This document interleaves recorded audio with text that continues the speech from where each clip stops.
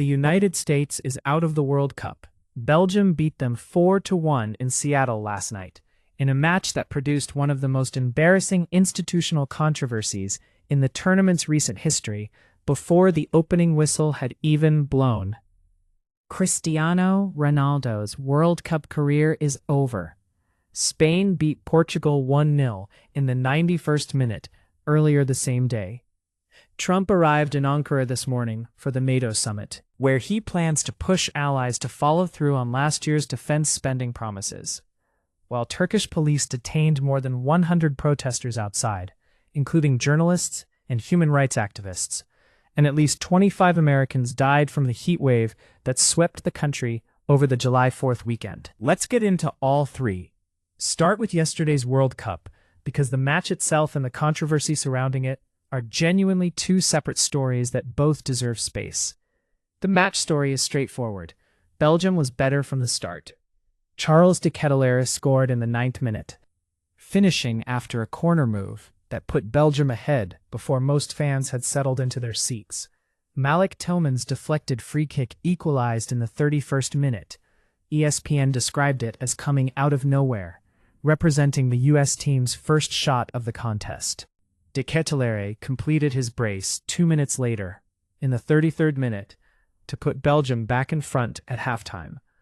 Hans Vanaken scored his first World Cup goal in the 57th minute to make it 3-1. Romelu Lukaku added a fourth in the 90th minute after CBS Sports described Richards making a poor attempt to dribble out of trouble at the back, running straight into Vanaken's pressing. ESPN confirmed Belgium's XG was 2.15 against the USA's 0.67. That number tells you everything about the quality of the contest. Valérien Balogun had one clear chance, a one-on-one with Belgian goalkeeper Thibaut Courtois, and CNN reported that Balogun struck the ball well with his left foot, but Courtois was able to get enough of the ball to push it away.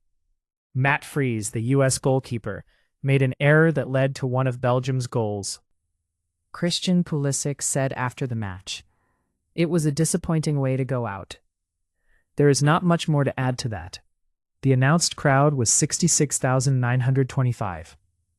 CNN noted that Eddie Vedder, Pearl Jam's lead singer, was in the stands at his home city stadium, the arena he has performed at more times than perhaps any other musician, and was photographed downing a beer and placing the empty can on his head. The image captured something of the tone.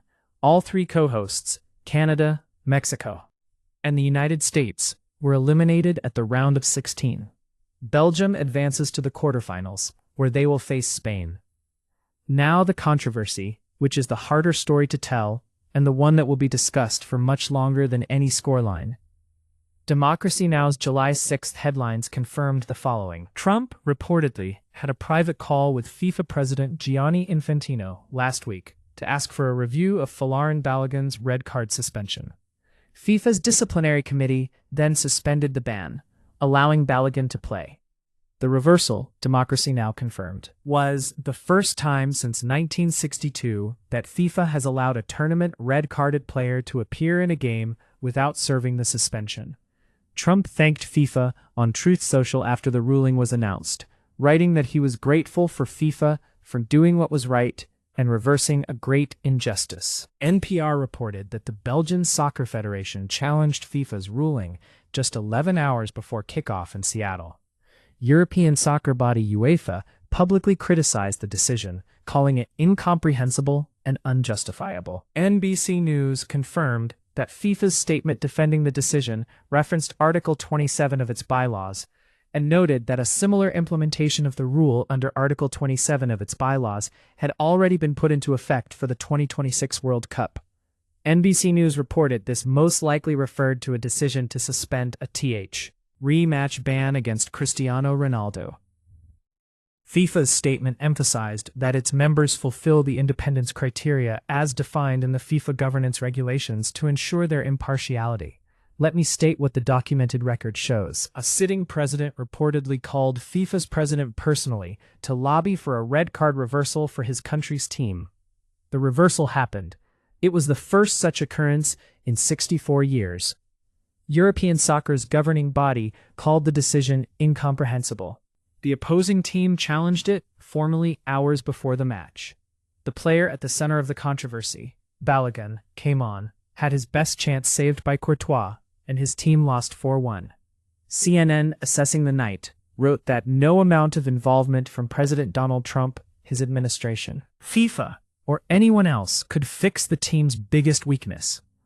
That last sentence is worth reading slowly. The most notable thing about a presidential intervention into an international sports governing body's disciplinary process, which is either extraordinary or simply the documented behavior of this particular administration applied to a new institutional target, depending on how you've been paying attention, is that it produced zero benefit for the U.S. team, while generating significant damage to FIFA's credibility and generating a legitimate grievance from the Belgian Federation and from UEFA that will not be resolved by the final scoreline. Portugal lost to Spain 1-0, and Cristiano Ronaldo's World Cup career ended. Spain had not allowed a goal in their first 5 games at this tournament. They maintained that record through 91 minutes against a Portuguese side that, according to the match report, had Diogo Costa making 4 saves in what was a tight, low-scoring game. Then substitute Mikel Merino came on, and Ferran Torres, also a substitute, played a quick ball into the box. Merino reached it, slid past the defense into the left side of the box per CBS Sports, and beat Diogo Costa at the near post. Spain 1-0 Portugal. Ronaldo was 41 years and 138 days old during this tournament. He became the first player in history to score at 6 different World Cups when he found the net against Uzbekistan in the round of 32 earlier in the tournament. ESPN noted that Ronaldo had said before this game that this would be his final World Cup. With the loss, that statement was confirmed. The scope of what ended yesterday is worth naming clearly. Ronaldo first appeared at a World Cup in 2006, when Portugal finished 4th in Germany. He has played in 6 tournaments across 20 years. He has scored goals in every one. Has never gotten further than a 4th-place finish. And Portugal has not reached the quarterfinals in 20 years. ESPN's headline was, "Ronaldo's World Cup career ends with a whimper, as Spain subs win it late." That framing is harsh, but the record is what it is. A day after Neymar converted what ESPN described as potentially his final international appearance against Norway, and a day after Ronaldo's World Cup career ended against Spain, ESPN ran a piece titled, "Some of the Greatest Footballers of a Generation Played Their Final World Cup Match This Summer." That sentence is accurate, and the scope of what it describes is significant. 2 players who have dominated the sports conversation for 15 years both played their last World Cup games within 24 hours of each other. Neither won. Because what is happening in Ankara today deserves more coverage than the World Cup aftermath is leaving space for. NPR reported on July 6th that Trump is flying to Turkey for the NATO summit in Ankara. His stated mission, per NPR, is to try to enforce those pledges, meaning the defense spending commitments he pushed NATO allies to make at last year's summit. The context: in 2025, NATO members agreed to increase defense spending targets. In 2026, Trump's goal is to hold them to it. He is also scheduled to meet with Ukrainian President Zelensky at the summit. What is happening outside the summit venue is worth noting as a separate and important fact. Democracy Now's July 6th headlines confirmed. Turkey cracks down on dissent as Trump heads to NATO summit in Ankara. Turkish police detained more than 100 protesters as they marched to demand Turkey's withdrawal from NATO. Among those arrested in Ankara were journalists, human rights activists, and academics. Police also made arrests at protests in Istanbul. One protester, Neslihan Koçaslan, was quoted by Democracy Now! "NATO's crimes around the world are apparent. They have also committed numerous offenses in Turkey, orchestrated coups, and have bases here. And now, shamelessly, they are being hosted in Ankara. I am here today to protest, because I cannot accept this blow to my honor. NATO is a very big criminal organization. I'm going to be careful here about distinguishing between facts and analysis. The facts are, Turkey detained 100+ people, including journalists, ahead of the NATO summit. The leader of the host country Recep Tayyip Erdogan runs a government that has systematically narrowed the space for press freedom and civil society over the past decade. The NATO summit is being held in this country. The sitting U.S. president, whose administration has also been the subject of press freedom concerns domestically, is arriving today to meet with the heads of state of more than 30 democratic and semi-democratic nations.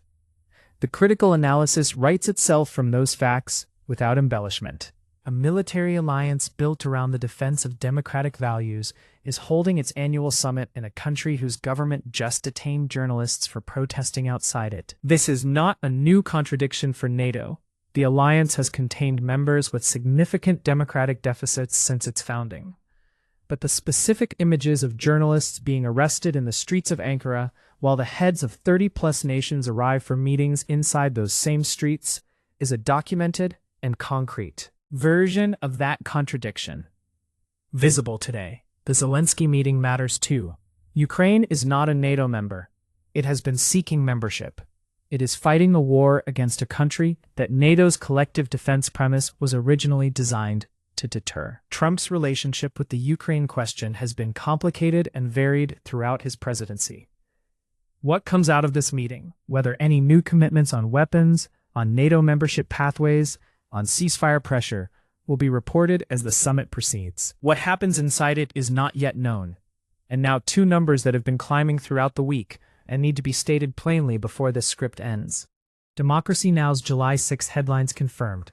At least 25 Americans died from the record U.S. heatwave over the 4th of July weekend. That figure comes on top of the 51 people treated for heat-related illness at the National Mall alone during the July 4th celebration. Separately, the headline also confirmed thousands remain missing as death toll from Venezuelan quakes tops 3,300. When I covered the Venezuela earthquake on June 26th, the confirmed death toll was over 920. When I covered it again on June 30th, the toll had risen past 1,719. Democracy Now's July 6th headline puts it at over 3,300. That is an increase of roughly 1,600 confirmed deaths in 6 days. And it comes with thousands still listed as missing, meaning the final toll is not yet known. The 25 Americans who died from the July 4th weekend heat are, for obvious reasons, getting less media attention than the fireworks and the political speeches and the World Cup results. Those deaths happened. The connection between record-breaking temperatures arriving in rapid succession in the United States, following the deadly heat wave that killed over 1,300 people in Europe in late June, and the long-term trajectory of a warming planet is not a contested scientific claim. The attribution science is established. The temperatures are documented. The deaths are confirmed. These two numbers, 25 from heat in the U.S., 3,300 from earthquakes in Venezuela, represent specific, countable costs of things that happen when infrastructure fails to keep pace with the physical risks it is built against. The Venezuelan buildings that collapsed and the European heatwave deaths that came before them are not unrelated stories. They are different manifestations of the same underlying pattern, a physical reality that has been running ahead of the human systems designed to handle it for years. And a gap between prediction and preparation that does not close on its own. 3 stories today. The United States is out of the World Cup after a 4-1 loss in Seattle, with the most significant institutional story being a presidential intervention into FIFA's disciplinary process that achieved nothing for the team it was designed to help, and left genuine, documented damage to FIFA's credibility and the trust of other competing nations. Trump is in Ankara at the NATO summit, while journalists and human rights activists were detained in the streets outside. And 25 Americans are dead from a holiday weekend heat wave, while Venezuela's earthquake death toll has passed 3,300, with thousands still missing. The World Cup will continue without the United States. The quarterfinals begin Thursday. Norway faces England in Miami. Belgium, who beat us last night, faces Spain. France meets Morocco in Boston. The bracket is genuinely extraordinary. 4 teams that have never won the tournament, facing 4 with combined experience of lifting it multiple times. The American chapter of this tournament is closed. The rest of it remains genuinely worth watching.